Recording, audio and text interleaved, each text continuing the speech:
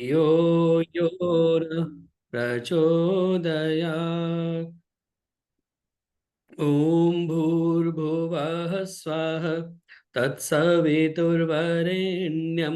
भर्गो देवस्य धीमहि धियो यो नः प्रचोदयात्।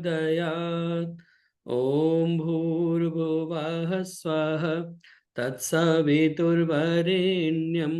भर्गो देवस्य धीमहि धियो यो नः प्रचोदयात्।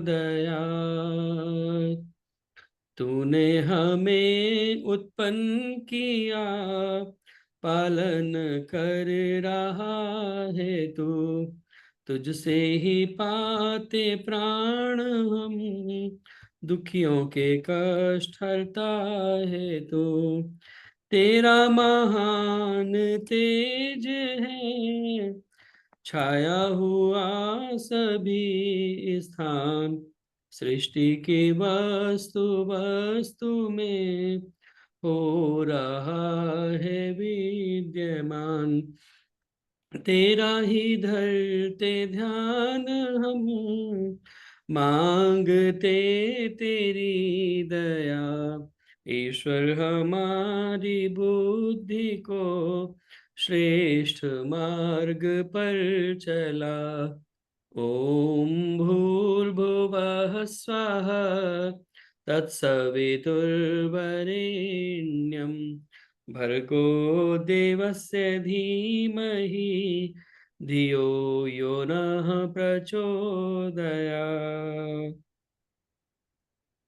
ओम ओम ओम।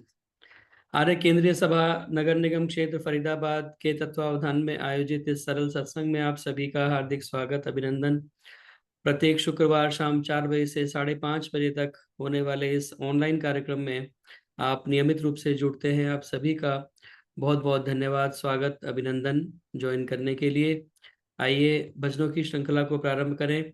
और आज विशेष रूप से जो उद्बोधन हमें सुनने के लिए मिलेगा, आदरणीय उषा मलिक जी का सुनने के लिए मिलेगा, बहुत सुंदर। उससे पूर्व भजनों की श्रृंखला को हम प्रारंभ करें। और मेरी प्रार्थना आदरणीय कौशल्या अरोड़ा जी से कृपया आए और अपना गीत रखें। उसके बाद कांता गोगिया जी कृपया तैयार रहें। हाँ जी, नमस्ते जी सबको। एक प्रभु भक्ति का भजन। मन मीत बसा मन में, मन मीत बसा मन में, मन के दर्पण को देखा नहीं। कभी निराकार माना, कभी साकार माना, उलझे यूं उलझन में। मन मीत बसा मन में, मन मीत बसा मन में। बिटिया की शादी कभी बेटे का गौना, बिटिया की शादी कभी बेटे का गौना। नेत्र देखते ये सपना सलोना। सोना कभी चांदी मिले, रानी कभी बांदी मिले, रहना हो महलन में। मन मीत बसा मन में, मन के दर्पण को देखा नहीं। मन मीत बसा मन में। गंगा यमुना के गोते लगाए, त्रिवेणी संगम में मल मल के नहाए। कभी अमरनाथ पहुँचे, कभी जगन्नाथ पहुँचे, भटके यूं जीवन में। मन मीत बसा मन में, मन मीत बसा मन में। रसना ने रस कभी विषयों का पी कर, दृष्टि कुदृष्टि भी डाली किसी पर। यूं ही दिन जाते रहे, यूं ही दिन जाते रहे, जीवन गंवाते रहे बहुरूपिये बन में। मनमीत बसा मन में, मन के ही दर्पण में दिलदार तेरा, दिल की ही धड़कन में है यार तेरा। स्वरों की झंकारों में, सारंगी के तारों में, बेमोल गायन में। मनमीत बसा मन में, मन के दर्पण को देखा नहीं, मनमीत बसा मन में। कभी निराकार माना, कभी साकार माना, उलझे यूं उलझन में। मनमीत बसा मन में, मनमीत बसा मन में। धन्यवाद जितेंद्र जी समय देने के लिए। बहुत बहुत धन्यवाद आदरणीय कौशल्या अरोड़ा जी। सुंदर बेमोल जी का गीत आपने सुनाया। मनमीत बसा मन में, मन के दर्पण में देखा नहीं। कभी निराकार माना, कभी साकार माना, या कभी अवतार माना, भटके ही हो जीवन में। हम पूरे जीवन परमपिता परमात्मा को समझ नहीं पाते, उसके बारे में जान नहीं पाते, और ऐसे ही उसके स्वरूप को लेकर के भ्रमित होकर के भटकते रहते हैं। कभी कहीं ढूंढने जाते हैं, कभी कहीं ढूंढने जाते हैं। लेकिन कहते हैं कि ईश्वर सर्वभूतानां हृद्देशे अर्जुन तिष्ठति। योगेश्वर कृष्ण अर्जुन को उपदेश देते हुए कहते हैं कि वह ईश्वर तो हमारे हृदय प्रदेश में मौजूद है। अगर देखना है तो कहीं और बाहर भटकने की आवश्यकता नहीं, यहीं पर हम उसे देख सकते हैं। मैं और मेरा यार एक ही बस्ती में बसते हैं, किस्मत की बदनसीबी के दर्शन को तरसते हैं। कि यहीं पर बैठा हुआ है, लेकिन हम उससे कभी मिल नहीं पाते, कभी मुलाकात नहीं पाते। कौन कहता है मुलाकात नहीं होती है, रोज मिलते हैं मगर बात नहीं होती है। यहीं पर बैठा हुआ है, लेकिन कभी हम उससे मुलाकात नहीं कर पाते, कभी मिल नहीं पाते, कभी बात नहीं कर पाते। तो ये परमपिता परमात्मा और हमारे बीच में जो एक आवरण पड़ा हुआ है, जो दिल के दर्पण में बैठा हुआ है, लेकिन वो दर्पण में हम अक्स को देख नहीं पाते। क्योंकि कहते हैं कि मल विक्षेप और आवरण जहां पर आ जाते हैं, या तो दर्पण मैला है, अगर दर्पण मैला है, धूल जमी हुई है, तो हम उसमें अपना अक्स नहीं देख पाते। या विक्षेप कहते हैं कि जैसे कोई पानी में आप एक पत्थर डाल दीजिए तो उससे लहरें उठती हैं, तो जो हमारा प्रतिबिंब दिखाई देना चाहिए पानी में, वो नहीं दिखाई देता। या फिर आवरण, आवरण कहते हैं कि अगर शीशा एक पर्दे से ढका हो, कपड़े से ढका हो, तो भी हमें उसमें अपना अक्स नजर नहीं आता। ऐसे ही परमात्मा हमारे मन में बैठा हुआ है, हमारे हृदय प्रदेश में है, लेकिन हम उसे देख नहीं पाते क्योंकि बीच में ये अवरोध आ जाते हैं। तो आइए योग दर्शन के माध्यम से, पतंजलि ऋषि के द्वारा निर्देशित योग के माध्यम से हम इन आवरणों को दूर करने का प्रयास करें और परमात्मा को देखने का प्रयास करें। बहुत बहुत धन्यवाद सुंदर गीत सुनाने के लिए। मेरी प्रार्थना आदरणीय कांता गोगिया जी से, कृपया आए और अपना गीत रखें। उसके बाद वीना गांधी जी तैयार हैं। हाँ जी, सब भाई बहनों को सादर नमस्ते। एक छोटा सा प्रभु भजन।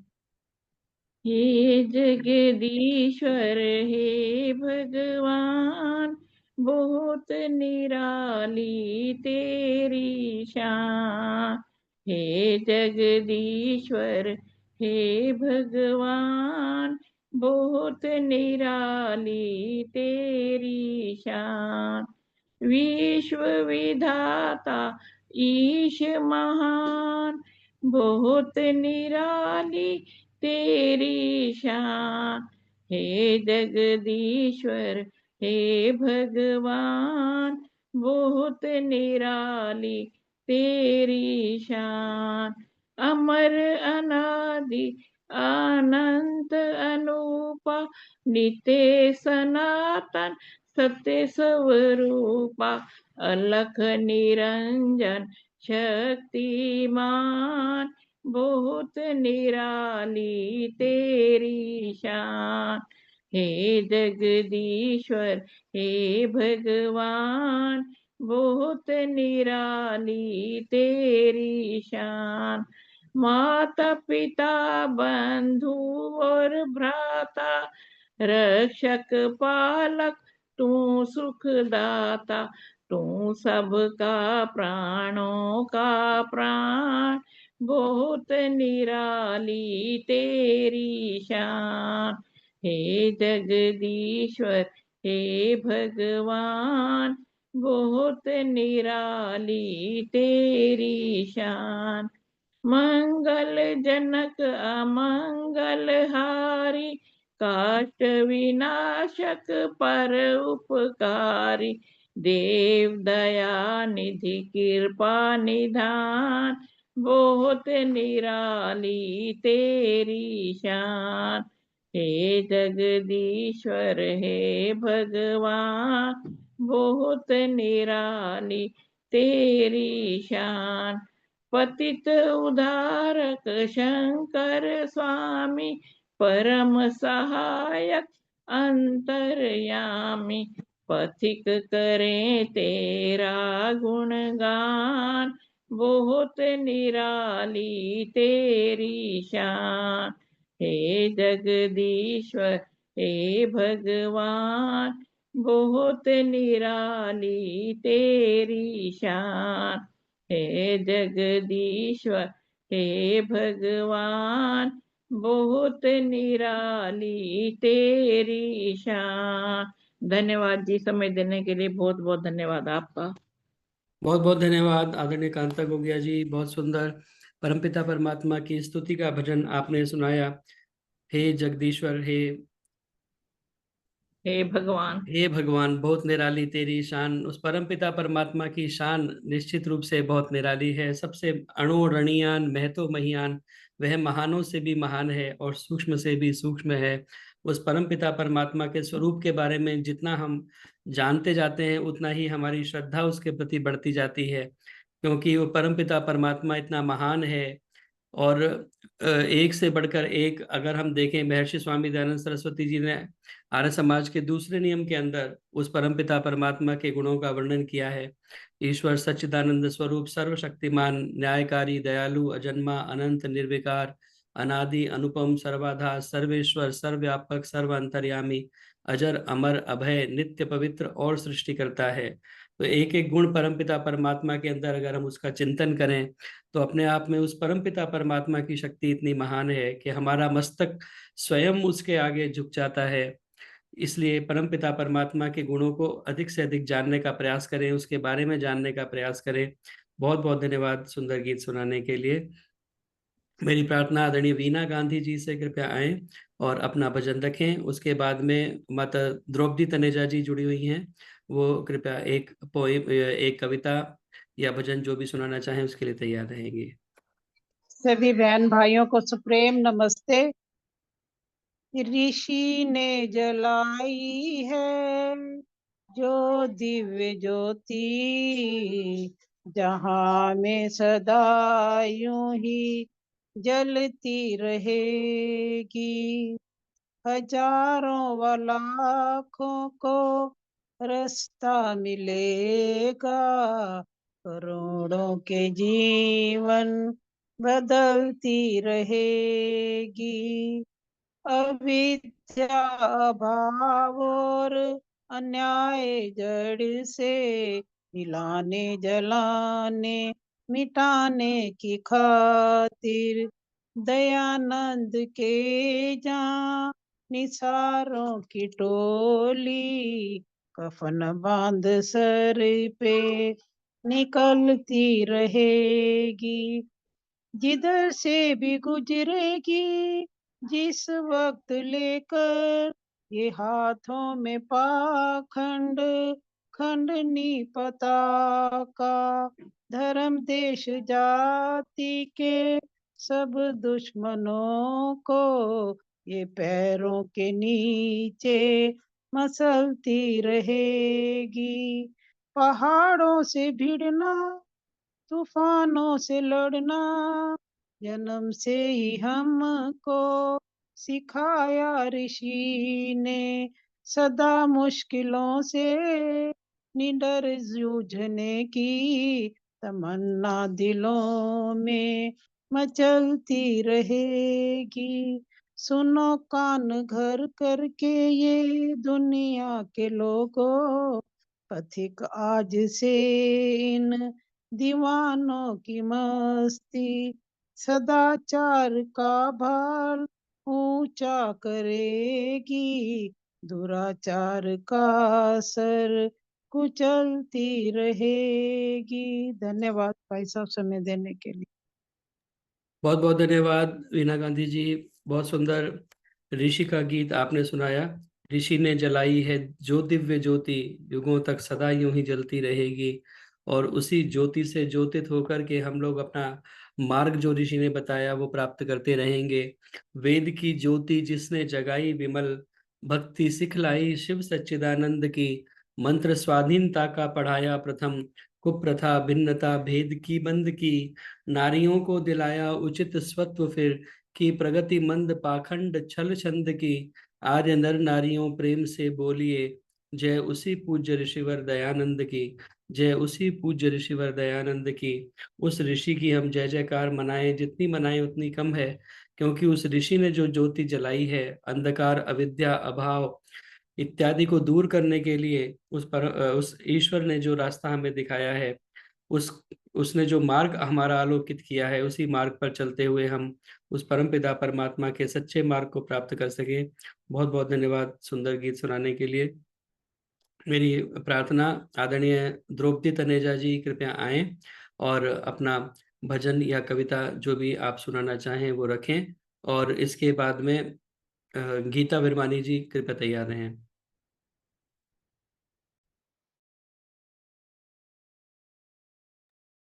माता रुक्मणी टुटेजा जी भी उपस्थित हो चुकी हैं। नमस्ते जी। द्रौपदी तनेजा जी, आपका माइक बंद है, अभी माइक ऑन कर लीजिए।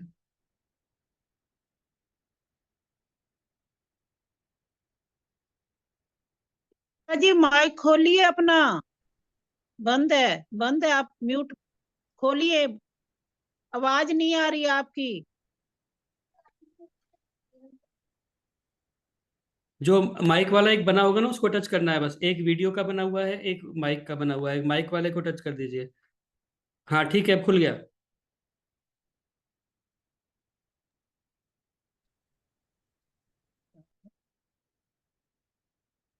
अब ठीक है, बोलिए।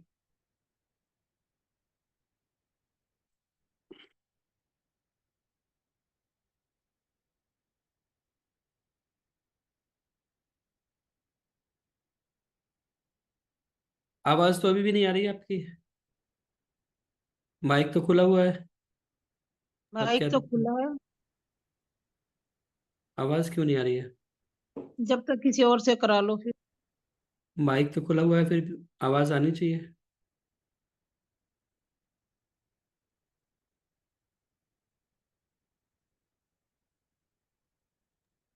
माता जी, द्रौपदी माता जी, आपकी आवाज नहीं आ रही।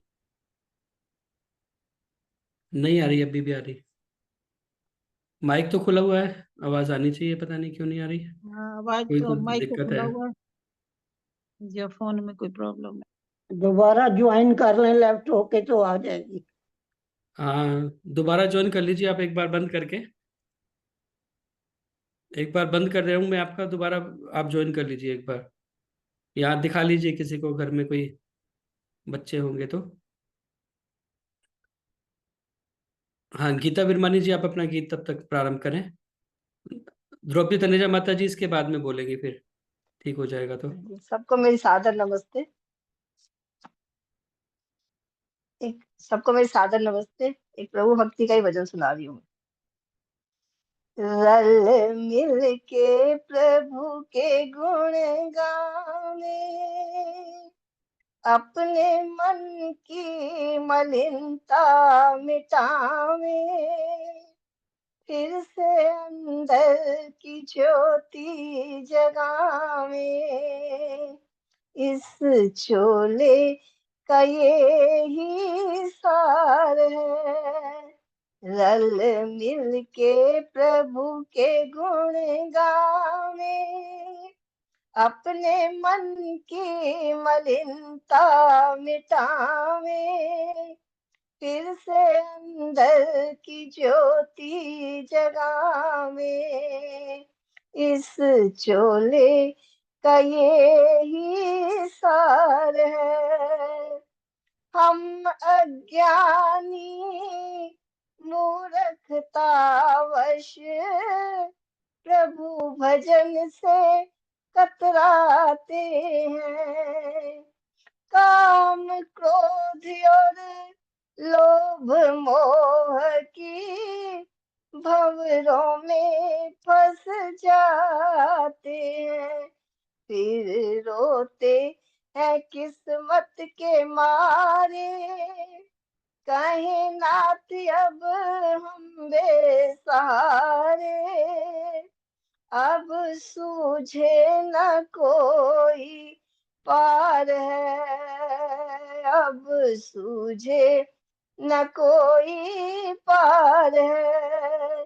रल मिल के प्रभु के गुण गावे, अपने मन की मलिनता मिटावे, फिर से अंदर की ज्योति जगावे। इस चोले का ये ही सार है।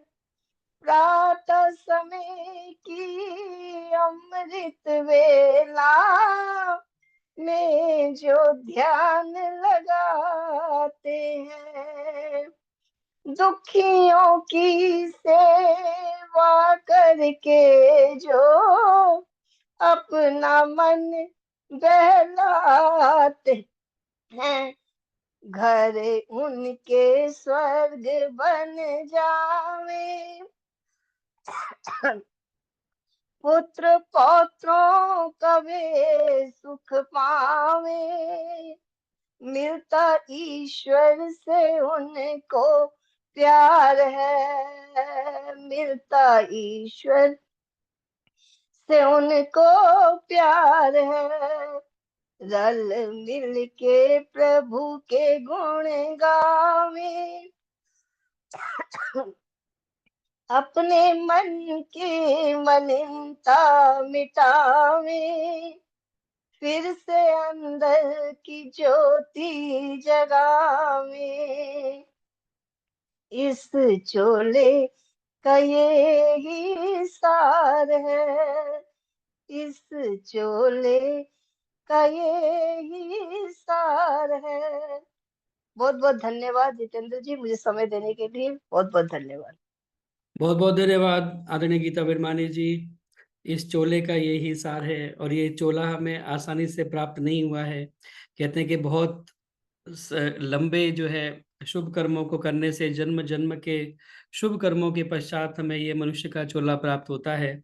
और इस चोले को प्राप्त करके हम अपने लक्ष्य को प्राप्त करने के लिए हमेशा अग्रसर होते रहें, आगे की तरफ बढ़ते रहें, कभी भी अपने लक्ष्य को भूलें नहीं। ऐसा ना हो कि ये मानव चोला मिलना हमारा अनुपयोगी हो जाए और सार्थक ना हो पाए, इसका हम सही सदुपयोग ना कर पाए। तो इसीलिए परमपिता परमात्मा से ऐसी प्रार्थना करते रहें, हमें शक्ति दे कि हम इस मानव चोले को प्राप्त करके अच्छे कर्मों में सदा इसको लगाते रहें और अपने लक्ष्य की तरफ हमेशा आगे कदम बढ़ाते रहें। बहुत बहुत धन्यवाद सुंदर गीत सुनाने के लिए। आदरणीय माता द्रौपदी तनेजा जी, एक बार ट्राई करें अगर अभी आपकी आवाज आती है।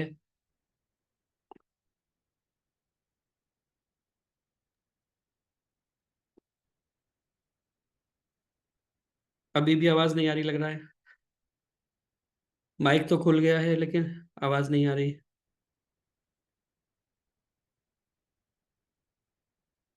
कुछ दिक्कत है, आपके फोन में ही दिक्कत लग रही है, क्योंकि बाकी सभी की तो आ रही है, आपका माइक खुला है लेकिन फिर भी नहीं आ रही। एक बार दोबारा ज्वाइन कर लीजिए, मैं आपको एक बार ड्रॉप कर रहा हूँ, आप एक बार दोबारा ज्वाइन कर लीजिए। अगर टाइम हो तो हमें भी दे देना बेटे। जी। मेरी प्रार्थना आदरणीय उर्मिल मेहंदी रत्ता जी गुड़गांव से जुड़ी हुई हैं, कृपया आएं और अपना गीत रखें, और इसके बाद सावित्री दारा जी कृपया तैयार रहें। जितेंद्र जी एक भजन का टाइम देना। जी कमला दो सबको सादर नमस्ते। मेरी जितेंद्र जी, मेरी शुभकामनाएं आपके साथ ही हैं। ईश्वर आपकी पल पल मदद करता जा रहा है। तो ये थोड़ी पंक्तियां हैं। मेरी आवाज आ रही है ना? हाँ जी, आ रही है। तेरी दया को मैंने पाया, तेरी कृपा को मैंने पाया, तेरे नाम का सिमरन करके मन में सुख भर आया। तेरी दया को मैंने पाया, तेरी कृपा को मैंने पाया। दुनिया की ठोकर खाकर न पाकर कोई अपना, जब मैंने तुम्हें पुकारा, हे नाथ मेरे सिर पर तूने अमृत बरसाया।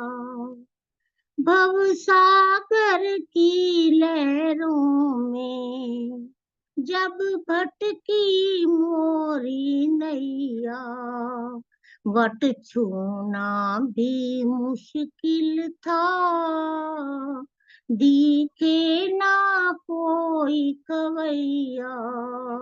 तू संग में था नित मेरे, पर मैं तुझे देख न पाया।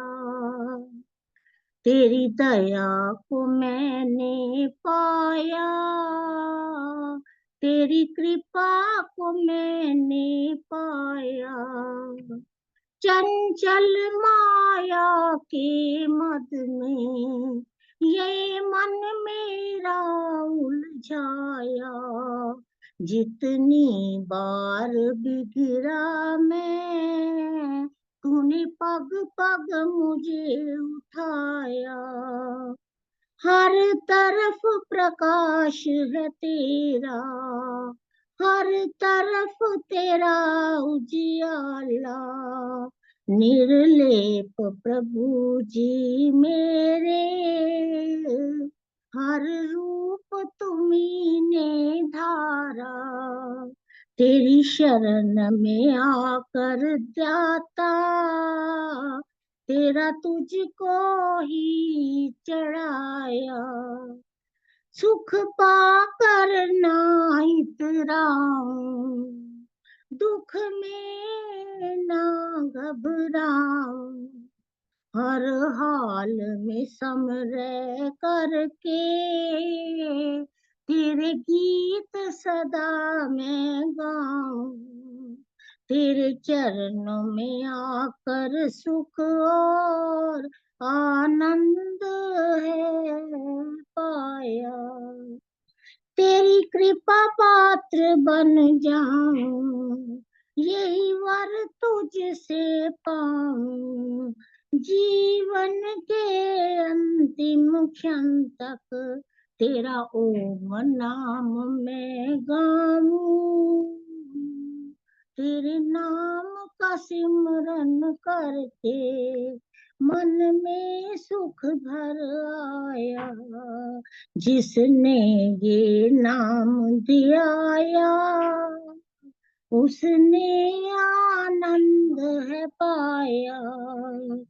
तेरे भक्तों ने तुझको प्रभु मन मंदिर में है पाया।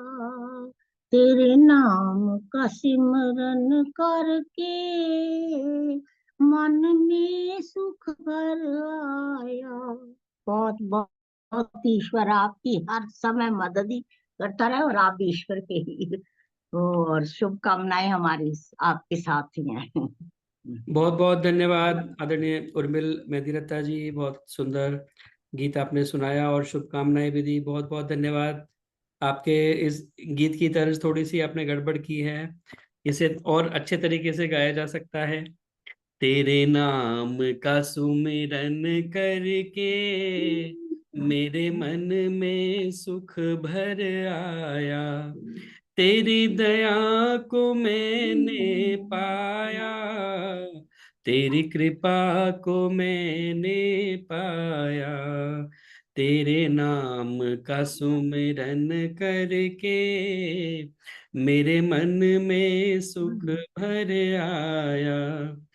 भव सागर की लहरों में अटकी जब मेरी नैया, तट छूना भी मुश्किल था, ना दिखे कोई खिवैया, तू लहर बना सागर की मेरी नाव किनारे लाया, तेरी दया को मैंने पाया, तेरी कृपा को मैंने पाया, तेरे नाम का सुमिरन करके मेरे मन में सुख भर आया।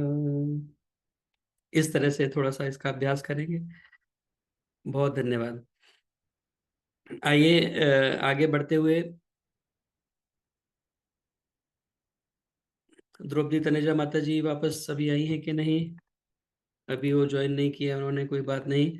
सावित्री दारा जी से मेरी प्रार्थना है, कृपया आए और अपना भजन रखें। सावित्री दारा जी।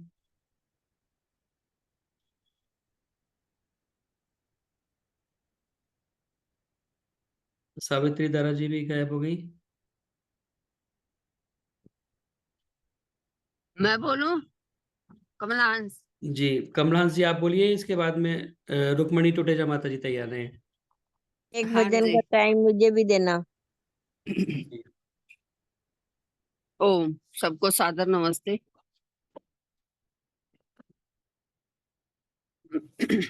ज्ञान का सागर चार वेद है, वाणी है भगवान की, इसी से मिलती सब सामग्री जीवन के कल्याण की, इसी से मिलती सब सामग्री जीवन के कल्याण की।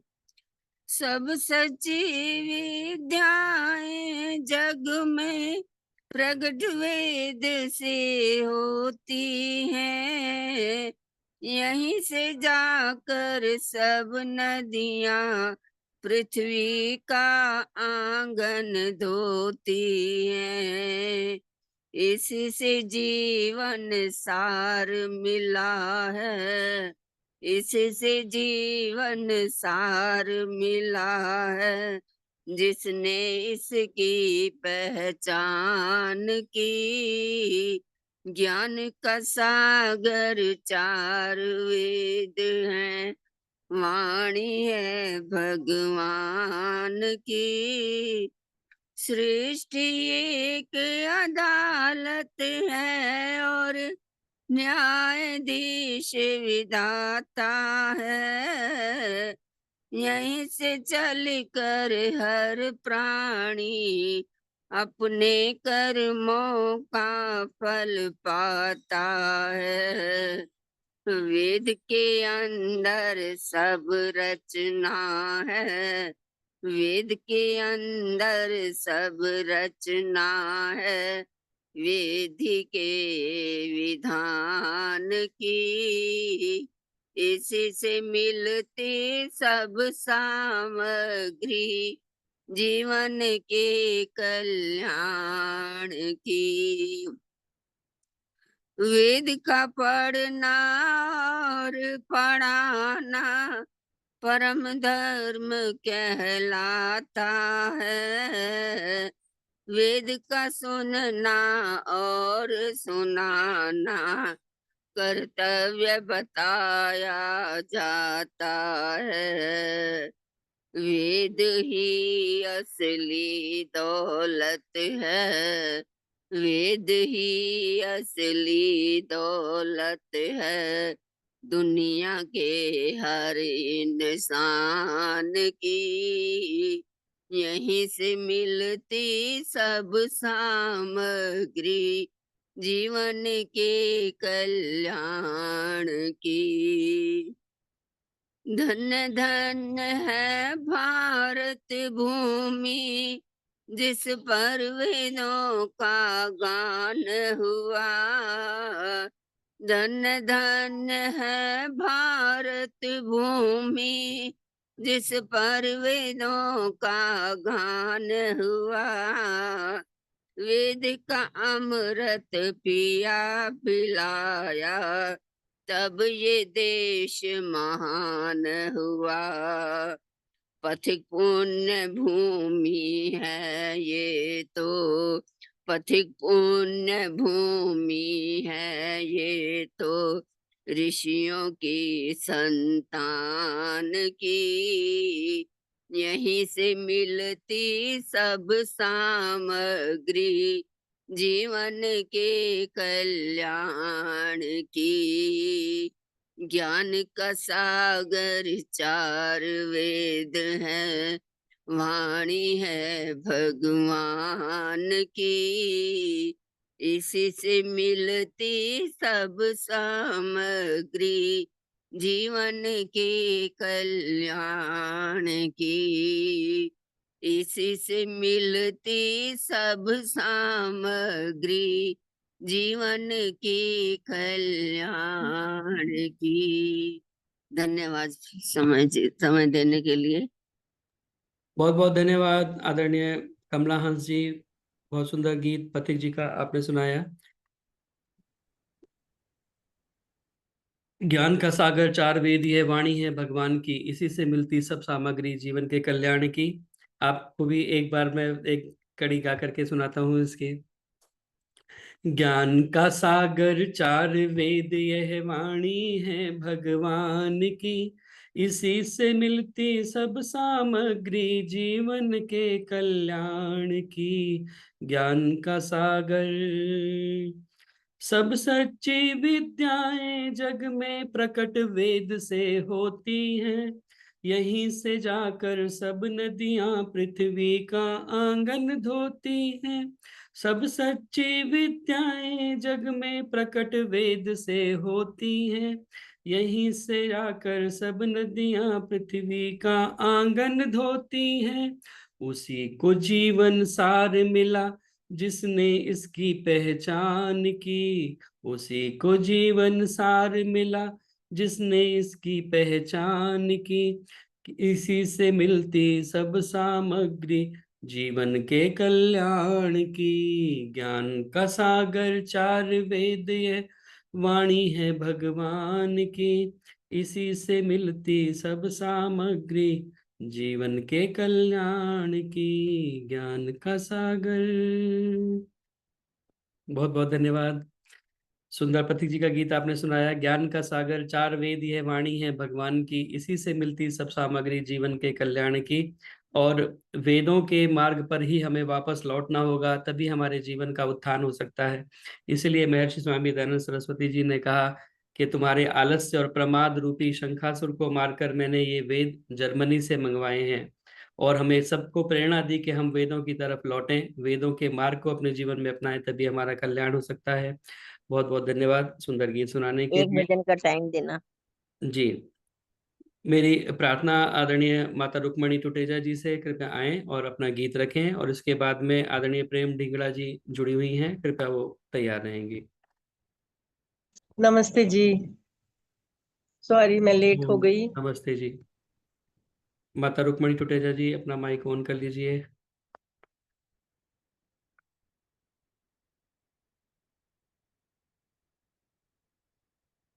अभी माइक ऑन नहीं हुआ आपका।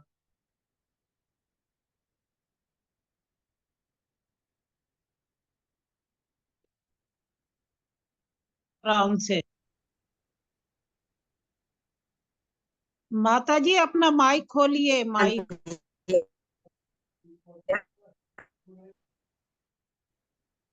आपका माइक अभी भी नहीं हुआ।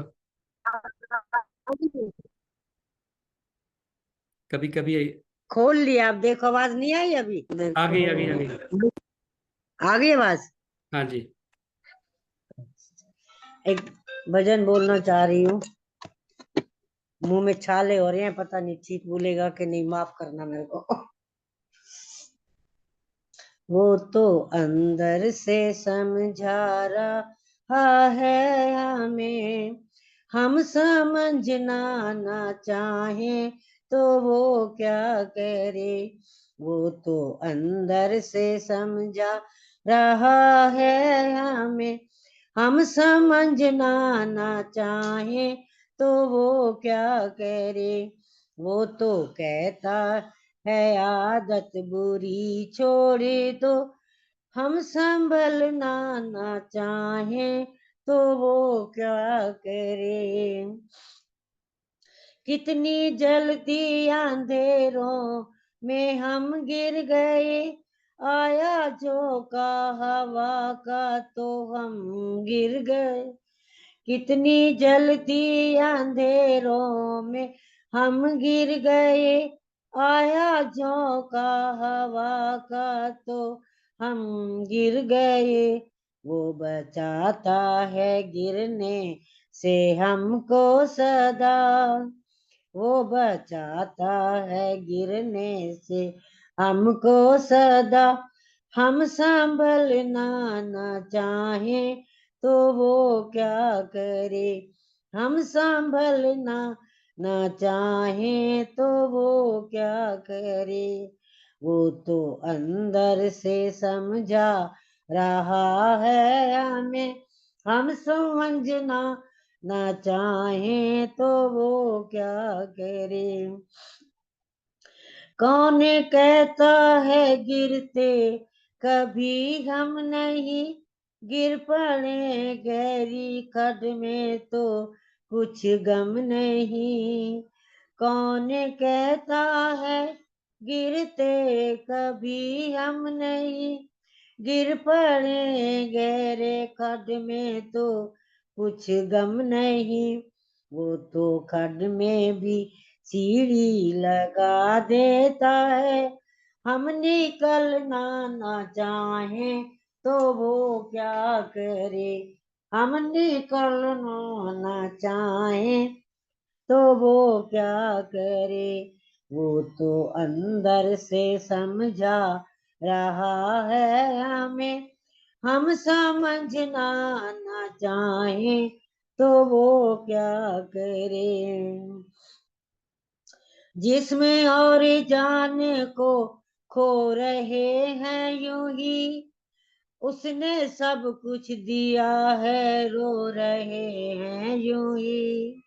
जिसमें और जाने को खो रहे हैं यूं ही, उसने सब कुछ दिया रो रहे हैं यूं ही। लोगों को वो हंसाने पे बेताब है, रोतों को वो हंसाने पे बेताब है। हम बदलना ना चाहें तो वो क्या करे। वो तो अंदर से समझा रहा है हमें, हम समझना ना चाहें तो वो क्या करे। पैर ना थे तो हसरत थी हम भी चले, सैर भीगी हुई घास पर हम करें। पैर ना थे तो हसरत थी हम भी चले, सैर भीगी हुई घास पर हम करें। उसने बेजान पैरों में हरकत भरी, हम टहलना ना चाहें तो वो क्या करे। उसने बेजान पैरों में हरकत भरी, हम टहलना ना चाहें तो वो क्या करे। वो तो अंदर से समझा रहा है हमें, हम समझना न चाहें तो वो क्या करे, वो तो कहता है आदत बुरी छोड़ दो। हम संभलना न चाहें तो वो क्या करे, हम संभलना न चाहें तो वो क्या करे। बहुत बहुत धन्यवाद माता रुक्मणी टुटेजा जी। आदरणीय विजय आनंद जी का ये गीत आपने सुनाया। वो तो अंदर से समझा रहा है हमें, हम संभलना ना चाहें तो वो क्या करे, क्योंकि परमपिता परमात्मा हमारे अंदर प्रेरणा करता है भय लज्जा और शंका के रूप में। जब हम कोई बुरा कार्य करने के लिए जाते हैं तो हमारे अंदर भय लज्जा और शंका पैदा करता है, और जब हम कोई अच्छा कार्य करने के लिए प्रवृत्त होते हैं तो हमारे मन में उत्साह उमंग स्फूर्ति पैदा करता है। तो यह परमपिता परमात्मा की अंदर से प्रेरणा हमें होती है, जिसको हम दबा देते हैं, जिस आवाज को हम सुनते नहीं और अपने मन के अनुसार कार्य करना प्रारंभ कर देते हैं, उसी के बहकावे में आकर तदा द्रष्टु स्वरूपे अवस्थानम। तो ऐसे ही परमपिता परमात्मा की आवाज को हम दबा देते हैं, उसको सुनते नहीं हैं। तो इसलिए विजयानंद जी ने बहुत सुंदर ये गीत लिखा है कि हम संभलना ना चाहें तो वो क्या करे। वो तो उसकी दया है कि वो हमें हमेशा इस प्रकार की प्रेरणा अंदर से दिया करता है। तो यह परमपिता परमात्मा की दया का ही स्वभाव है जो हमें इस प्रकार की प्रेरणाएं प्राप्त होती हैं। तो बहुत बहुत धन्यवाद सुंदर गीत सुनाने के लिए। इसकी तर्ज हमें भी बता। हेलो, जी अब आवाज आ रही है? हाँ जी, आवाज आ रही है। चल आ गई। मैंने कहा चलिए, तर्ज हमें भी समझा दो इसकी। नहीं बोलूं आपने तो भजन या ठीक ही गीता? बोली है लगभग। हाँ ठीक है। हाँ जी, मैं सारे बोलूं या किसी और ने बोलना है? बोला भी जा रहा था। हाँ जी, द्रौपदी माता जी 5 मिनट रुक जाइए बस। प्रेम ढिंगड़ा जी को मैंने बोल रखा है पहले, हाँ हाँ हाँ, एक बार वो ठीक है। बोले मैं उसके बाद में आप बोलना। नहीं नहीं, ठीक है, कोई बात नहीं। अगर नहीं भी मिलेगा हाँ, तो कोई ऐसा नहीं नहीं, कोई आनंद बात नहीं, अब ले तो आवाज लेंगे। आ गई है, अच्छी बात है। नहीं सुनाई, सुन रही हूँ, बड़ा मजा आ रहा है। जी, प्रेम ढिंगड़ा जी। जितेंद्र जी कब मुझको भी दे देना टाइम। जी सुमित्रा गुप्ता जी, आज तो मुश्किल लग रहा है, अब 8 ही मिनट बचे हैं। प्रेम ढिंगड़ा जी अपना गीत रखें जी। जितेंद्र जी नमस्ते। नमस्ते जी, आइए। धन्यवाद जी, आपने समय दिया। मैं एक छोटा सा प्रभु भक्ति का भजन रख रही हूँ। मेरा वीडियो ऑन है जितेंद्र जी? छोटा भगवान भगवान भगवान ऐसे ढंग से गुजरे मेरी ये जिंदगी, जब आऊं पास तेरे तो ना महसूस हो शर्मिंदगी। भगवान भगवान न मिलेगा दोबारा जन्म, न मिलेगा दोबारा जन्म, काहे को करे काहे को करे रात दिन ये सितम, ना है तेरा धर्म, ना है तेरा धर्म, ना मिलेगा दोबारा जन्म। उमरिया ये बीत जाएगी, उमरिया ये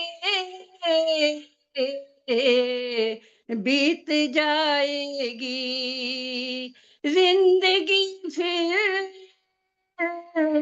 न आएगी रे, जिंदगी फिर न आएगी रे। छोड़ प्राणी ये मन मानी, छोड़ प्राणी ये मन मानी, तू कर ले सीधे करम,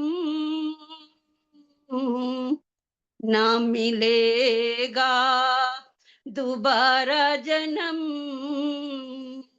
काहे को करे रात दिन ये सितम, ना है तेरा धर्म। जरा सोचो साथ क्या जाएगा, जरा सोचो साथ क्या जाएगा, कौन जग में सदा रह पाएगा, कौन जग में सदा रह पाएगा। छोड़ बंदे काम धंधे, छोड़ बंदे काम धंधे, मिटा दे जगत का भरम, ना मिलेगा दोबारा जन्म, ना मिलेगा दोबारा जन्म, काहे को करे रात दिन ये सितम, ना है तेरा धर्म। धर्म की राहों पर धर्म की राही जरा अपना ले तू, धर्म के राही जरा अपना ले तू, ओम की महिमा जरा तू गा ले तू न जाना तू न माना, तू न जाना तू न माना, किया ना प्रभु का भजन, ना मिलेगा दोबारा जन्म, ना मिलेगा दोबारा जन्म, काहे को करे रात दिन ये सितम, ना है तेरा धर्म, रात दिन ये सितम, ना है तेरा धर्म, ना मिलेगा दोबारा जन्म, ना मिलेगा दोबारा जन्म। धन्यवाद जितेंद्र जी, बहुत बहुत समय देने के लिए। बहुत बहुत धन्यवाद आदरणीय प्रेम ढिंगला जी, बहुत सुंदर गीत आपने सुनाया। ना मिलेगा दोबारा जन्म, इसीलिए ये जन्म जो हमें मिला है ये कोई सामान्य उपलब्धि नहीं है, हमें मनुष्य का जन्म प्राप्त हुआ है, ये बार बार प्राप्त नहीं होता। ना मिलेगा दोबारा जन्म का अर्थ ये नहीं है कि भाई हम मर करके जो है मोक्ष में चले जाएंगे, दोबारा जन्म नहीं मिलेगा। ऐसा हो जाए तो बहुत अच्छी बात है, पर ऐसा आसान काम नहीं है। इसलिए जन्म तो मिलेगा दोबारा, लेकिन मनुष्य का जन्म दोबारा बार मिलेगा बार ये नहीं पता। मिलना बहुत ही दुष्कर कार्य है। तो ये मनुष्य का शरीर हमें प्राप्त हुआ है, बड़े भाग मानुष तन पावा। इस मनुष्य के चोले को पा करके आइए अच्छे कर्म करें और सदा शुभ कर्मों में प्रवृत्त हों, ताकि हमें बाद में पछताना ना पड़े। समय बहुत कम है, अब समय वैसे समाप्त हो रहा है भजन श्रृंखला का। माता द्रौपदी तनेजा जी तैयार हैं, तो एक गीत आप हाँ अपना जी मैं रखिए। तैयार हूँ, मैंने वो भी खोल दिया है। जी जी। हाँ जी शुरू करूँ। हाँ जी। सबको सादर नमस्ते। सबको परेशानी हुई मेरे से, अब मैं एक छोटा सा भजन ही बोल देती हूँ। सुबह को बचपन हंसते देखा, फिर दोपहर जवानी, सुबह को बचपन हंसते देखा, फिर दोपहर जवानी, सांझ बुढ़ापा ढलते देखा, रात को खत्म कहानी, सांझ बुढ़ापा ढलते देखा, रात को खत्म कहानी, सुबह को बचपन हंसते देखा। बचपन बेपरवाह की जिसने खेल कूद के मेले, बचपन बेपरवाह की जिसमें खेल कूद के मेले, आई जवानी अंधी होकर पाप की आग से खेले, होकर पाप की आग से खेले। वृद्धा अवस्था थर थर कांपे, आए याद पुरानी। वृद्धा अवस्था थर थर कांपे, आए याद पुरानी।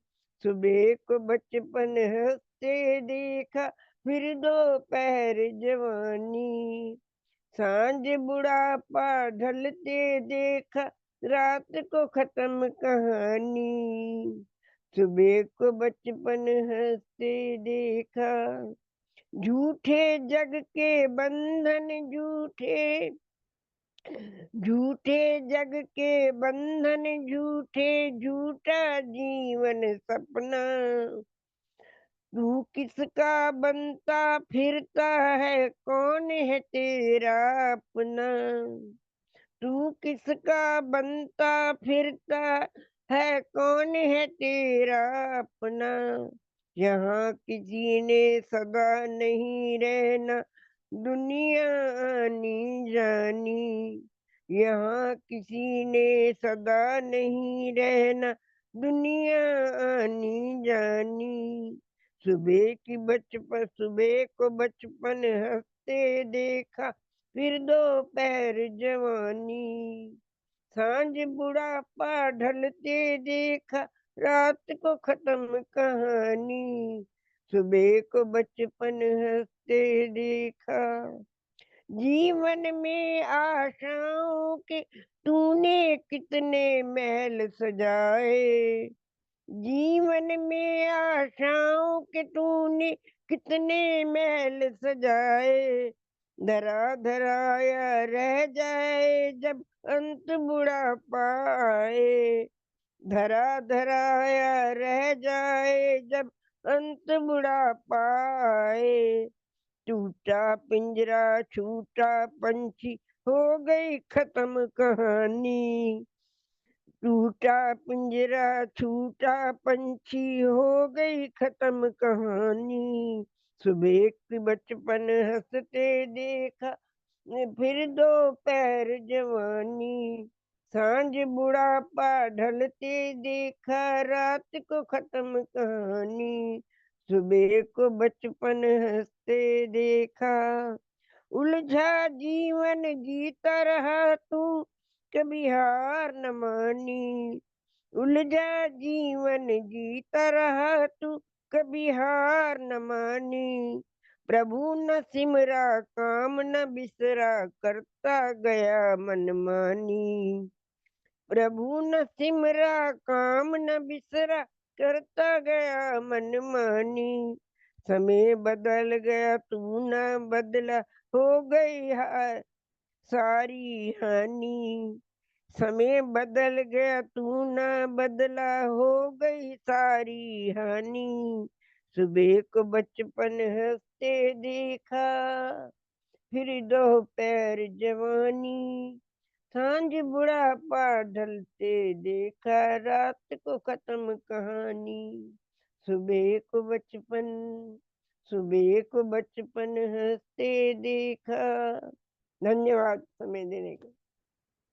धन्यवाद जी, बहुत बहुत बहुत धन्यवाद, समय। बहुत बहुत धन्यवाद आदरणीय माता द्रौपदी तनेजा जी। बहुत सुंदर गीत आपने सुनाया, जीवन की सच्चाई को प्रस्तुत करता हुआ। सुबह को बचपन हंसते देखा, फिर दोपहर जवानी, रात बुढ़ापा, ये पूरा जीवन का क्रम इसी प्रकार चलता रहता है।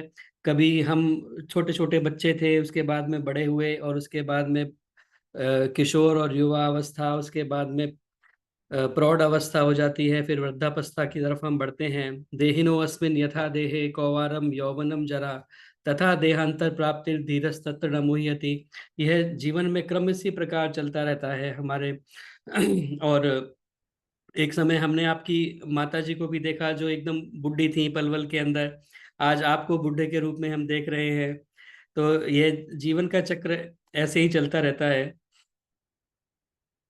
बहुत बहुत धन्यवाद सुंदर गीत सुनाने के लिए। आपका माइक फिर से बंद है, अभी बंद ही रहने दीजिए, कोई बात नहीं। जी आइए, अब भजनों की श्रृंखला को हमें विराम देना होगा क्योंकि समय आगे बढ़ चुका है और आदरणीय उषा मलिक जी भी हमारे साथ में जुड़ चुकी हैं। एक बार पुनः आप सभी का स्वागत और धन्यवाद इस कार्यक्रम के साथ में जुड़ने के लिए। बहुत सारे गणमान्य लोग यहाँ पर उपस्थित हैं, नाम लेने में समय न निकल जाए, इसलिए एक बार आप सभी का बहुत बहुत धन्यवाद, स्वागत।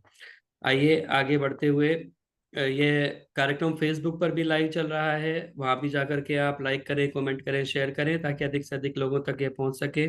स्वेच्छानुसार दान देने के लिए नंबर आपको विदित है। विशेष जो सूचना मैं देना चाह रहा हूँ आपको, आर्य समाज NH4 फरीदाबाद का स्वर्ण जयंती समारोह 50वां वार्षिकोत्सव स्वर्ण जयंती समारोह के रूप में मनाया जा रहा है 7, 8 और 9 फरवरी, शुक्रवार, शनिवार और रविवार को।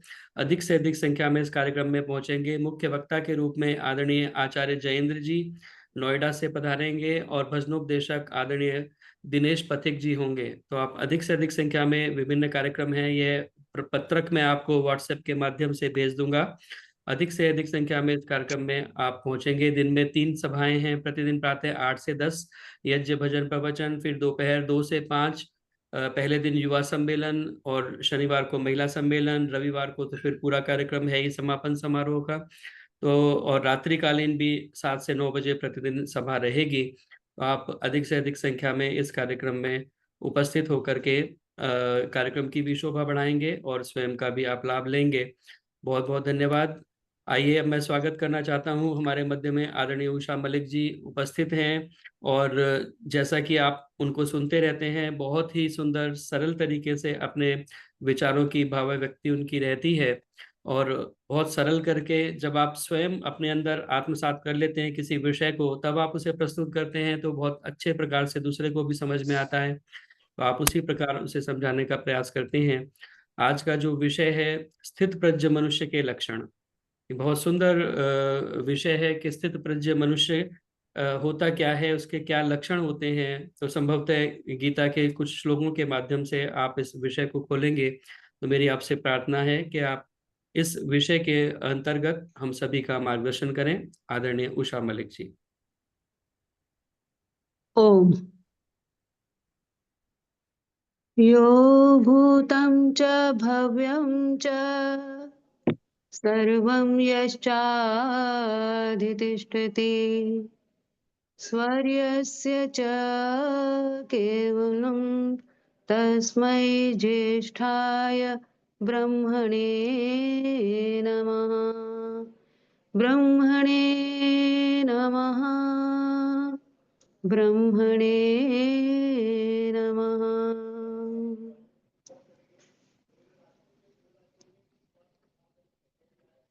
आदरणीय जितेंद्र सरल जी और समाज के प्रधान आदरणीय टुटेजा जी और यहाँ उपस्थित मेरी प्यारी बहनों और वंदनीय मातृशक्ति एवं सभी आर्यजनों को मेरी सादर नमस्ते। विषय थोड़ा सा मैंने गंभीर लिया है और कोशिश करूंगी कि कितना मैं समझ पाई हूं और वो आपके समक्ष में उपस्थित कर सकूं। और मैं समय अधिक ना लेते हुए मैं सीधे विषय पर आऊंगी। स्थित प्रज्ञ मनुष्य के क्या लक्षण हैं और ये गीता के माध्यम से ही बताने का प्रयास करूंगी। जब श्री कृष्ण युद्ध के क्षेत्र में देख रहे हैं कि अर्जुन विचलित हो रहे हैं और मोह से ग्रसित हैं वो, तो उन्हें वे स्थित प्रज्ञ करने का प्रयास कर रहे हैं ताकि वे आत्मयोग में स्थित होकर बिना किसी अपराध बोध के, बिना ग्लानि के वो युद्ध के मैदान में उतर सकें, युद्ध के क्षेत्र में अपना दे सके, अपना जो उनका शौर्य है वो प्रस्तुत कर सकें। तो जब वो बता रहे थे श्री कृष्ण, तो अर्जुन के मन में शंका हुई कि स्थित प्रज्ञ कैसा होता है, देखने में कैसा होता है, क्या उसमें कोई विशेष गुण होते हैं, उसका आचार विचार व्यवहार कैसा होता है। तो मन में शंका हुई, तो उन्होंने श्री कृष्ण से पूछा कि हे भगवान, आप मुझे ये बताइए कि स्थित प्रज्ञ व्यक्ति कैसा होता है, उसके क्या लक्षण होते हैं। क्या वो अपने जो कर्म है, उसको कर्म के फल से रहित होकर वो अपने जीवन को बिताता है, और क्या वो फल त्याग रूपी योग में ही अवस्थित रहता है और कर्म की समाधि में ही एक तरह से लीन रहता है। आप हमें बताइए कि वो उसके क्या लक्षण होते हैं। और तब श्री कृष्ण बताते हैं अर्जुन को, जो कि दूसरे अध्याय के 18 उसमें श्लोक हैं, उसके माध्यम से वो बताते हैं कि स्थित प्रज्ञ व्यक्ति कैसा होता है, उस मनुष्य के क्या लक्षण होते हैं। और ये जो 18 ये जो श्लोक हैं, ये जो 18 श्लोक हैं, ये आप समझ लीजिए कि गीता के जो 18 अध्याय हैं, उन्हीं का समझ लीजिए कि पूरा सार है इन 18 श्लोकों में। यद्यपि जो दूसरा जो बाकी अध्याय है, जैसे कि 5वां अध्याय है, उसमें जीवन मुक्त व्यक्ति का, और 12वें में भक्त का, और 14वें में गुणातीत का, और 18वें में ज्ञाननिष्ठ व्यक्ति का बहुत अच्छे से विस्तार से वर्णन है। लेकिन इस दूसरे अध्याय में स्थित प्रज्ञ व्यक्ति के बारे में बहुत अधिक विस्तार से श्री कृष्ण ने समझाया है। अब बहुत ही खोलकर, एक तरह से विस्तार से, कि सिद्ध व्यक्ति के क्या लक्षण है और साधक व्यक्ति के क्या लक्षण है। कि जो स्थित प्रज्ञ व्यक्ति जो है, जो स्थित प्रज्ञ हो गया है, जिसको सिद्ध हो गया है, सिद्ध के क्या लक्षण है, और जो साधक है, जो इसमें अभी प्रयास कर रहा है, उसके क्या लक्षण है, ये पूरी तरह से विस्तार से उसमें समझाया है। और आपको एक बात बता दूं, अधिकतर व्यक्ति क्या करते हैं कि शाम को संध्या के समय में इसका पाठ भी करते हैं, इन्हीं श्लोकों का। लेकिन ये जो पाठ है, दैनिक पाठ जो होता है, जो कि सत्याग्रही व्यक्ति, सत्याग्रही अर्थात कि जो सत्य के आग्रही है, जो कि सिंसियरली पूरा इसको अपने जीवन में लाना चाहते हैं, वो पाठ करते हैं। लेकिन क्या होता है कि वो हृदयों तक पहुंच पाए, ये बहुत बड़ी बात है। क्योंकि हृदय में पहुंच गए तो बाकी जन सामान्य तक भी पहुंच जाएंगे, लेकिन हृदय तक इसलिए नहीं पहुंच पाता क्योंकि ये पाठ जो है वो यांत्रिक हो जाता है। और जो यांत्रिक होता है, वो चित्त पर अंकित होने के बजाय वो क्या होता है कि वो एक तरह से मिटने लगता है। तो अगर हम ये चाहते हैं कि वो चित्त पर अंकित हो जाए, उसके लिए मनन आवश्यक है, उसके लिए आत्मनिरीक्षण आवश्यक है। तभी इन श्लोकों का हमारे चित्त में जो है वो प्रतिष्ठित हो पाएंगे और अपने जीवन में भी उसको लेके आएंगे। तो जो स्थित प्रज्ञ व्यक्ति है, जैसे कि हम देखते हैं कि इसके शब्द में क्या है, स्थित प्रज्ञ अर्थात स्थिर बुद्धि वाला। एक सीधा सीधा इसका उत्तर आ जाएगा कि स्थिर बुद्धि वाला जो है वो स्थित प्रज्ञ व्यक्ति है। अब स्थिर बुद्धि होगी कैसे? जब तक जीवन में संयम नहीं आएगा तो वो स्थिर बुद्धि भी नहीं हो सकता। तो जो स्थिर बुद्धि व्यक्ति है, इसका अर्थात वो संयम मूर्ति भी होगा। संयम है जिसके जीवन में, वही स्थिर बुद्धि होगा और उसी को स्थित प्रज्ञ व्यक्ति भी कहेंगे। तो कैसे होगा वो संयम वाला व्यक्ति? जिसकी बुद्धि जो है वो आत्मा के अधीन। देखिए संयम क्या है? जिसकी बुद्धि आत्मा के अधीन है और अंतर बाह्य इंद्रियां हैं जो वो बुद्धि के अधीन है। बुद्धि आत्मा के अधीन है। बुद्धि किसके अधीन है? आत्मा के अधीन है। और अंतर बाह्य जो इंद्रियां हैं वो बुद्धि के अधीन है। तो इस प्रकार से क्या होगा, जब बुद्धि जो के नियंत्रण में है जब इंद्रियां, तो क्या होगा? उससे ये होगा कि स्थित प्रज्ञ व्यक्ति जो है वो सारी इंद्रियों को लगाम लगा के, सारी इंद्रियों को लगाम लगा के उन्हें कर्म योग में जोतता है। कर्म योग में जोतना, जैसे बैल होते हैं, बैलों से कृषक खेती करता है, ऐसे ही वो बुद्धि के नियंत्रण में जो इंद्रियां हैं वो बैलों की भांति वो इंद्रियां, उन इंद्रिय रूपी बैलों से वो जो व्यक्ति है वो क्या करता है? आचरण, कैसा आचरण? निष्काम आचरण की खेती करवा लेता है। उन बैलों को, इंद्रिय रूपी बैलों को वो जोत कर निष्काम आचरण की खेती करवा लेता है। अर्थात उसकी इंद्रियां पूरे नियंत्रण में है और वो जो कार्य कराना चाहता है इंद्रियों से वो करा सकता है और विषय भोगों से अपनी इंद्रियों को दूर रखता है। प्रत्येक क्षण वो अपना ईश्वर को समर्पित करता है, प्रत्येक कार्य परोपकार के कार्य में लगाता है, प्रत्येक इंद्रिय जो है उसकी वो परोपकार के कार्य में लगती है। कहना तो बहुत आसान है लेकिन है बहुत कठिन। इंद्रियों से काम लेना काम ही ना लो वो बहुत आसान है कि आपने काम ही नहीं लिया इंद्रियों से, आप कोई काम ही नहीं कर रहे, वो भी ठीक है। आप मौन रहना चाहें, आप निराहार रहना चाहे, यद्यपि वो भी कठिन है लेकिन वो भी कर सकते हैं आप। मौन रहना, निराहार रहना और इंद्रियों से काम ही ना लेना वो ठीक है। लेकिन अगर हम चाहें कि इंद्रियों को हम खुला छोड़ दें, कि हम इंद्रियों से काम लें, इंद्रियों को हम खुला छोड़ दें और हम साधक भी बन जाएं, उससे साधना भी करें, ये बड़ा कठिन कार्य है। उदाहरण के लिए हम एक उदाहरण देंगे हम कछुए का, कि कछुआ क्या करता है। जब भी कोई खतरे की घंटी होती है तो वो क्या करता है, अपने अवयवों को, अंगों को समेट लेता है। खतरे की स्थिति जैसे ही आती है, जो उसको लगता है कि मेरे प्राण जो है वो खतरे में है, तो वो क्या करता है, अपने अवयवों को अंदर समेट लेता है, अपने अंगों को। और सामान्य स्थिति में जब खतरा नहीं होता तो वो अपने उन्हीं अवयवों से, अंगों से काम लेता है। तो ठीक उसी प्रकार से जो स्थित प्रज्ञ व्यक्ति है, जो संयमी व्यक्ति है, वो क्या करता है, वो ये करता है कि जब विषय भोग उपस्थित होते हैं तब तो वो अपनी इंद्रियों को नियंत्रण में रखता है, और जब परोपकार के कार्य होते हैं तब उनसे वो समुचित कार्य ले लेता है अपनी इंद्रियों से। तो ये होते हैं स्थित प्रज्ञ व्यक्ति के लक्षण। यद्यपि वो बहुत कठिन है ये काम, और इसके लिए करना क्या है, जैसे कि हम योग दर्शन में भी पढ़ते हैं कि वृत्तियों को रोकने के लिए क्या करते हैं, अभ्यास और वैराग्य। और यहाँ पर भी यही कहा कि बहुत अधिक यत्न की आवश्यकता है, बहुत अधिक यत्न की आवश्यकता है और साथ साथ ज्ञान की भी आवश्यकता है। तभी आप इस तरह से अपनी इंद्रियों को अपने नियंत्रण में ले पाओगे कि विषय भोग जब उपस्थित हो तब आप बिल्कुल निर्लिप्त रहो, और सामान्य जब आपने श्रेष्ठ कार्य करने, अपने जीवन के कार्य करने हैं, तब आप इंद्रियों से अपने काम ले सको। तो एक तो आपका मेहनत चाहिए, उसमें पुरुषार्थ चाहिए, यत्न चाहिए और साथ में ज्ञान भी चाहिए। और फिर भी अगर ना हो पाए, क्योंकि है बहुत कठिन, आपने साधना भी कर ली, हमने प्रयास भी पूरा कर रहे हैं, फिर भी अगर नहीं हो पाता तो फिर अंत में ईश्वर प्रणिधान तो है ही कि ईश्वर की भक्ति साथ में अगर हम जोड़ दें अपने यत्न के साथ, तो ईश्वर कभी ना कभी हमारे ऊपर कृपा करेगा ही करेगा। तो स्थित प्रज्ञ के लक्षणों के बारे में क्या बताया गीता में, वो क्या कहते हैं स्थित प्रज्ञ के लक्षणों में। गीता में जो दूसरे अध्याय का 55 मंत्र है, वो ये कहते हैं कि प्रजहाति यदा कामान सर्वान पार्थ मनोगतान, प्रजहाति यदा कामान सर्वान पार्थ मनोगतान, आत्मन्नेव आत्मना तुष्टः स्थित प्रज्ञस्तोच्यते।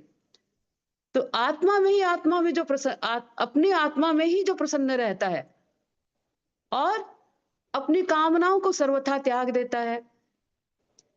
क्या कहते हैं कि अपनी कामनाओं को सर्वथा त्याग देता है प्रत्येक काल में, और जब वो शुद्ध होकर आत्मा से, आत्मा में ही प्रसन्न रहता है, उसी में संतुष्ट रहता है, तो वो स्थित प्रज्ञ कहलाता है। और फिर अगले ही मंत्र में, अगले ही श्लोक में वो क्या कहते हैं, दुखेशु अनिद्विग्न मनः, दुखों में जो मन जिसका उद्विग्न नहीं होता, सुखेशु विगत स्पृहा, और सुखों में वो स्पृहा से रहित रहता है, राग द्वेष से, मोह से रहित रहता है, उससे सुख से वो प्रभावित नहीं रहता। तो सुखों में वो स्पृहा के बिना रहता है, और क्या रहता है, वीत राग भय क्रोध, राग भय क्रोध से वो दूर रहता है, जिसके नष्ट हो गए हैं। स्थित धीर मुनिरुच्यते, और ऐसा जो व्यक्ति है वो स्थिर बुद्धि वाला होता है। स्थित धीर मुनिरुच्यते, जिसके राग द्वेष भय क्रोध सब नष्ट हो गए हैं, ऐसा व्यक्ति क्या कहलाता है, धीर मन वाला, ऐसा स्थिर बुद्धि वाला मुनि कहलाता है। तो ये गीता में बता रहे हैं। और साथ ही साथ आगे के श्लोकों में भी वो क्या कहते हैं कि आगे के श्लोकों में भी कि जो व्यक्ति कभी सुख के पाने पर हर्षित नहीं होता और शुभ के पाने पर हर्षित नहीं होता, और अशुभ के पाने पर जो द्वेष नहीं करता, उसकी बुद्धि भी स्थिर होती है। और फिर आगे वो क्या कहते हैं, आगे ये कहते हैं कि जो व्यक्ति अपनी इंद्रियों को वश में कर लेता है, क्योंकि प्रमथनशील इंद्रियां हैं जो, वो तो सदा सताती ही हैं, वो हमेशा कष्ट देती ही देती हैं। प्रमथन इंद्रियां जो हैं, उनको आप अगर अपने कंट्रोल में कर लो, और वो उस यत्नशील जो विद्वान है, वो हमेशा प्रमथनशील इंद्रियों को अपने नियंत्रण में ले जाते हैं, क्योंकि बलात् इंद्रियां जो हैं खींच के ले जाती हैं। तो इसलिए हे पार्थ, जो इन इंद्रियों को अपने नियंत्रण में कर लेता है और ब्रह्मपरायण हो जाता है, ब्रह्मपरायण होकर ध्यान अवस्थित रहता है, ऐसा व्यक्ति जो कि अपनी इंद्रियों को नियंत्रण में करके ब्रह्मपरायण होकर ध्यान अवस्थित रहता है, तब क्या होता है, वो व्यक्ति जो है चित्त के प्रसाद को प्राप्त करता है। क्योंकि जो राग और द्वेष नहीं रखता, जिसके अंदर का राग द्वेष रूपी मल निकल गया, क्योंकि राग द्वेष आदि जो मल हैं वो चित्त को शांत नहीं रहने देते। तो राग द्वेष से रहित मन जो है वो क्या होता है, हर्षित होता है व्यक्ति, उसका चित्त जो है वो प्रसन्न रहता है। हमने योग दर्शन में भी पढ़ा है कि कैसे चित्त को प्रसाद प्राप्त करें। अगर हम चित्त जो है वो प्रसन्न रहता है, सत्व शुद्धि से भी क्या होता है, चित्त सौम्यता को प्राप्त करता है। कि जब चित्त पवित्र होता है, राग द्वेष से रहित होता है, तो चित्त क्या है, सत्व शुद्धि को प्राप्त करता है, सौमनस्य को प्राप्त करता है, और इंद्रिय जय को प्राप्त करता है, और एकाग्रता को प्राप्त करता है। और ऐसा मन जो कि शुद्ध पवित्र हो गया, इंद्रियों पर जिसका नियंत्रण है, उसका चित्त सदा प्रसन्न रहेगा, और प्रसन्न चित्त ही, एकाग्र चित्त ही जो है वो ईश्वर को प्राप्त कर सकता है।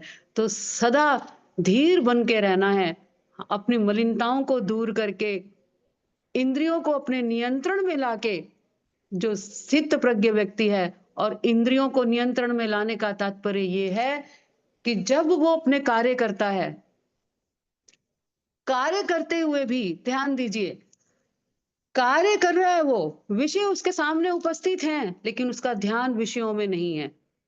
सबसे बड़ी बात है स्थित प्रज्ञ व्यक्ति की जो लक्षण है, वो क्या है कि आपके सामने विषय है, लेकिन उन विषयों में वो आसक्त नहीं रहता, वो विषयों में निर्लिप्त रहता है। जैसे आपके सामने कोई गीत है, आप उस पर ध्यान ही नहीं दे रहे हैं। जैसे आपके सामने कोई भी विषय उपस्थित हो रहा है, आप निर्लिप्तता का भाव रख रहे हो, ऐसी निर्लिप्तता रखें विषयों के प्रति, तब वो व्यक्ति जो है वो स्थित प्रज्ञ व्यक्ति होता है, और तब वो हमेशा प्रसन्न चित्त रहता है। और प्रसन्न चित्त व्यक्ति ही सदा क्या करता है, ईश्वर को प्राप्त कर पाता है, समाधि तक जा पाता है।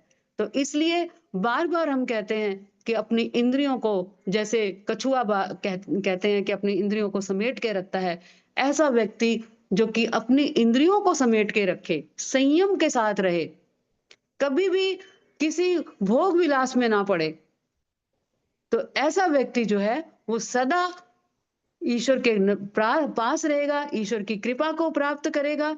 तो जीवन में कभी भी हम दुखों को प्राप्त नहीं करेंगे, और इसके लिए हम बार बार ईश्वर से प्रार्थना करें कि ताकि हम कभी भी ऐसे जीवन में हमारे स्थितियां ना आए कि हम कभी भी दुखी हों, क्योंकि स्थित प्रज्ञ व्यक्ति जो है वो कभी भी दुखी नहीं होता। अगर हम चाहते हैं कि किसी भी तरह से हम दुखी ना रहें, सुखी रहें, प्रसन्न रहें, तो अपनी इंद्रियों पर भी नियंत्रण रखना है।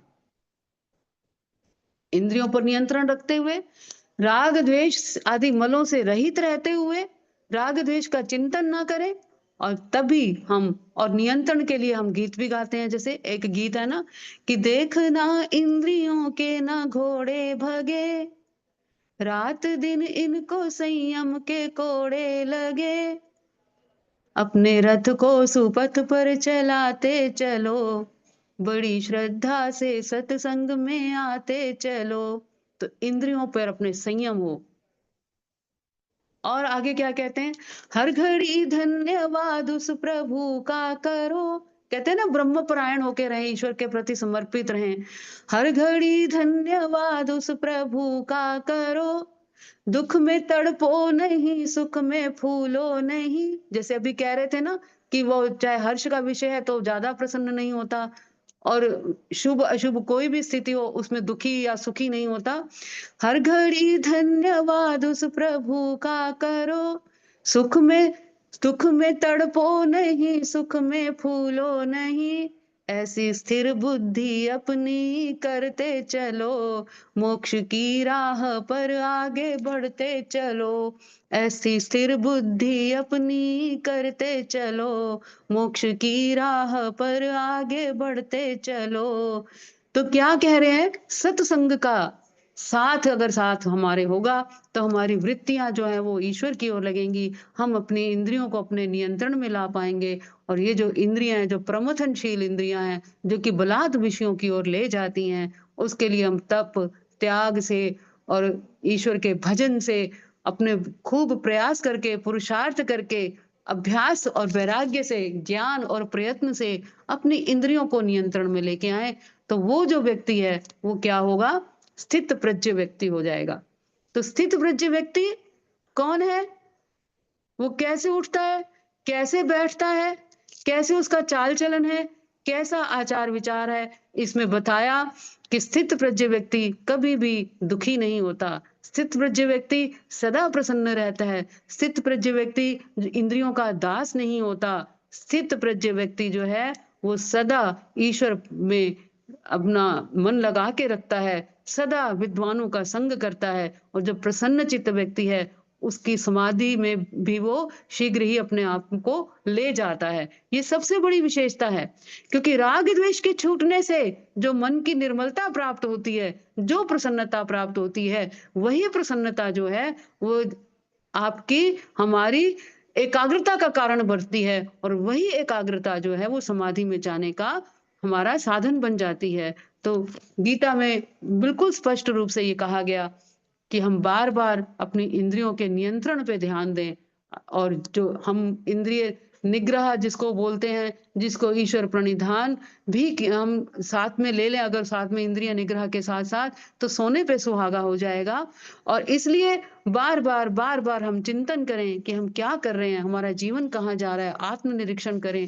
हम सभी जो उपनिषद हैं, जो वेद हैं, जो हमें बता रहे हैं कि अपने ऊपर नियंत्रण करें, और जब हम इंद्रिय निग्रह कर लेंगे, जब हम स्थिर बुद्धि वाले हो जाएंगे, और तब ऐसी स्थिति में वो पहुंच जाएंगे कि हम कभी भी फिर दुखी नहीं होंगे। तो मैं अपनी वाणी को यहीं पर विराम देती हूँ। मुझे लगता है कि विषय थोड़ा कठिन था, मैंने प्रयास किया आपको सबको बताने का। आपका बहुत बहुत धन्यवाद, आपने सबने सुना। ओम शांति।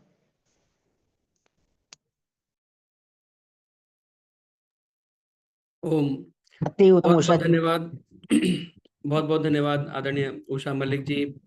बहुत सुंदर तरीके से आपने आज एक सुंदर विषय को उठाया। थोड़ा सा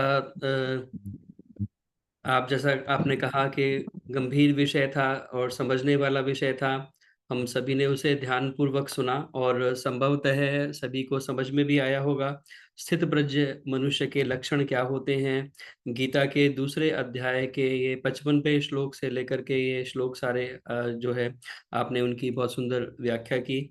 हम भी अपने जीवन में स्थित प्रज्ञ होने का प्रयास करें, क्योंकि जब हमारी प्रज्ञा स्थिर नहीं होती तो इधर उधर जब डोलती रहती है तो हमारा फिर कल्याण नहीं हो सकता।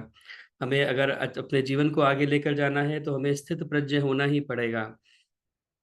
पले रुष्टा पले क्षणे रुष्टा क्षणे तुष्टा रुष्टा तुष्टा क्षणे क्षणे। वो कहते हैं ना, अव्यवस्थित चित्तानाम प्रसादोपि भयंकर। तो इस प्रकार की स्थिति हमारी ना हो कि कभी कुछ हम स्थित प्रज्ञ होकर के अपने जीवन को जीने का प्रयास करें। जैसे भगवान राम के भी जीवन में हम देखते हैं कि जब उन्हें अगले प्रातः काल उनका राज तिलक होना था तो कहते हैं कि उनके चेहरे पर एक बहुत ज्यादा प्रसन्नता का भाव नहीं था कि ऐसा कि भाई क्या हो गया। और उन्हें अगले ही उसमें वन जाने की जब आज्ञा हुई तब भी उनके चेहरे पर कोई विषाद की रेखा नहीं थी। तो ऐसे स्थित प्रज्ञ होकर के अपने जीवन को हम जीने का प्रयास करें, स्थित प्रज्ञ होने का प्रयास करें। बहुत सुंदर व्याख्या गीता के श्लोकों में दी गई है और उसको आपने बहुत सरल तरीके से हमारे सामने प्रस्तुत किया। आज सुबह आपका कार्यक्रम नंदवानी जी के, संतोष नंदवानी जी के, उसमें भी आपको व्याख्यान था। तो फिर भी आपने हमारे लिए समय निकाला, बहुत बहुत धन्यवाद कार्यक्रम के साथ जुड़ने के लिए और इतनी सुंदर चर्चा को प्रस्तुत करने के लिए।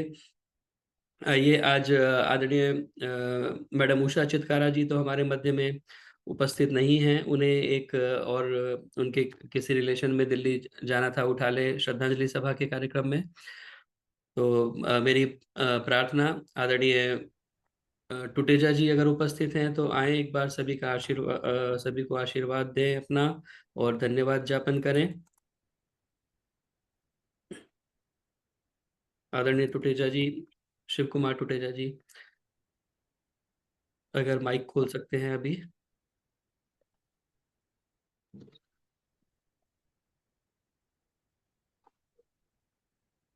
नहीं तो आदरणीय जी, मृदुला जी जुड़ी हुई हैं गुड़गांव से, उनसे मेरी प्रार्थना है कि एक बार, हाँ टुटेजा जी आ गए हैं तो वो अपना आशीर्वाद देंगे।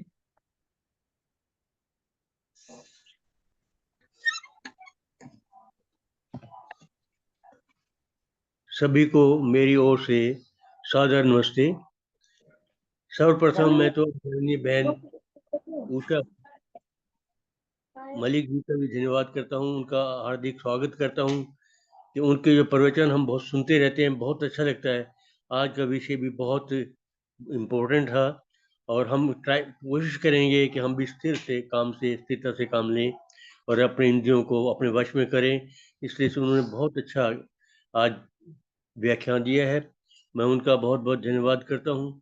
और सभी श्रोताओं का जो अपना समय निकाल करके ये इस सत्संग को शोभा बढ़ाते हैं और इस तरह से हम अपना जीवन भी कुछ सुधार कर सकते हैं। और अपने मलिक जी, सॉरी, अपने जितेंद्र दयाल जी का भी हम बहुत धन्यवाद करते हैं। इन्होंने इतने वर्षों से इतना प्रयास किया और इतना प्रयास किया हमें सबको इकट्ठा करने का और इस तरह से समय दिया है। और आप सबसे बड़ी बात तो ये है कि इतना काम होते हुए भी, चारों तरफ संभालते हुए भी इनको कभी नहीं छोड़ा। हर शुक्रवार को अपना ये प्रयास होता है कि इसका कंटिन्यू करते रहें और इस तरह से हमें के भी फायदा करते रहें। आपका बहुत बहुत धन्यवाद। मैं आशीर्वाद देता हूँ अपने सरल जी को विशेषकर कि उन्होंने ऐसे ये कार्य कर रहे हैं और मैं आशा करता हूँ आगे भी करते रहें ताकि इस तरह से आगे हम सबका भी हौसला बढ़ता रहे और आपको भी वेद प्रचार में आगे दिया हुआ वचन है।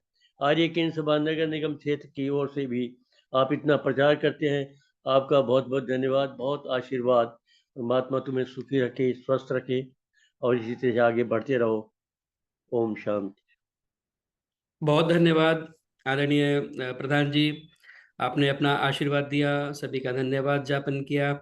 बहुत बहुत धन्यवाद आपका भी कार्यक्रम के साथ जुड़ करके अपना आशीर्वाद देने के लिए। आदरणीय प्रोफेसर जे.सी. आर्य जी भी बेंगलोर से जुड़े हुए हैं, उनका भी बहुत बहुत धन्यवाद, नियमित रूप से कार्यक्रम के साथ जुड़े रहते हैं। और भी बहुत सारे गणमान्य लोग यहाँ पर उपस्थित हैं, सभी का पुनः पुनः धन्यवाद। मेरी प्रार्थना आदरणीय मृदुला जी से एक बार वो भी दो शब्द कहें तो बहुत अच्छा लगेगा, कार्यक्रम के साथ जुड़ी हुई हैं। उसके बाद हम शांति पाठ करेंगे, या उन्हीं से प्रार्थना कि वो आज शांति पाठ कराएं।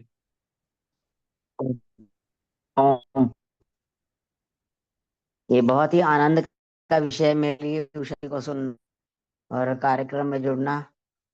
सुबह मैं उनको कभी भी मिस नहीं करती हूँ कि जो शैली अपनाती हैं वो मुझे अच्छी लगती है।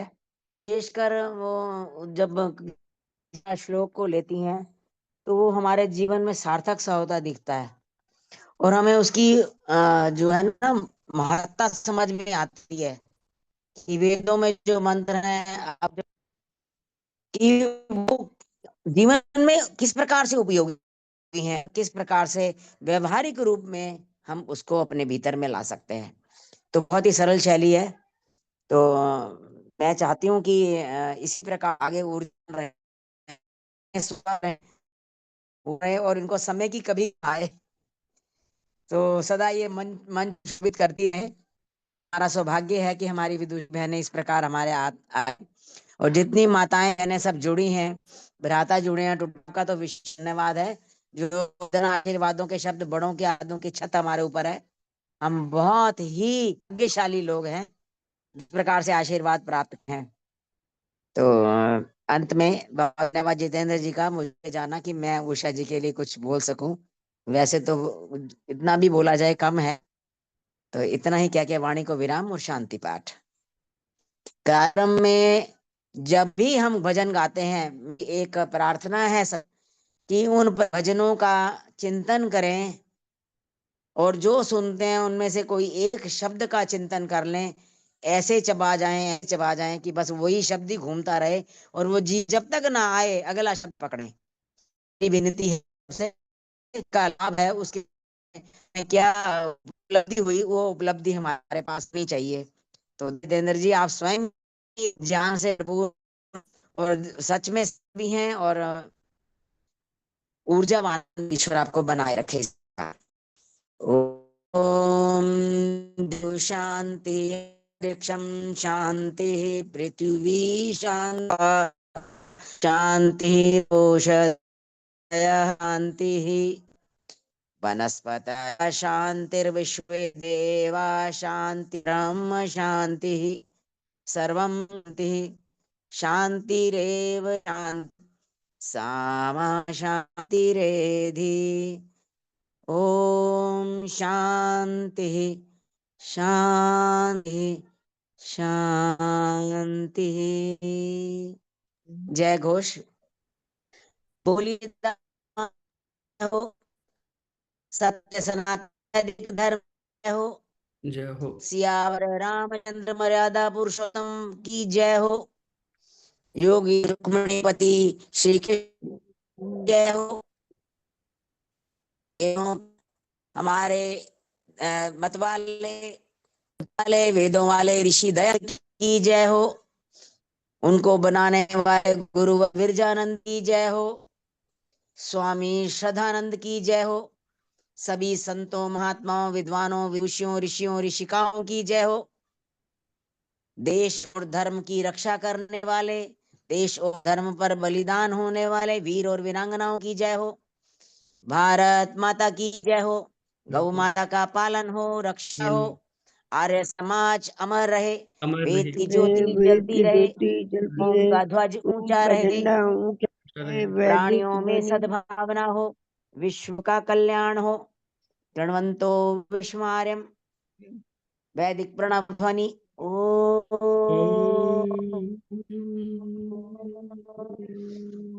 वैदिक अभिवादन सभी को नमस्ते जी। राजमाता जी नमस्ते। सभी को सादर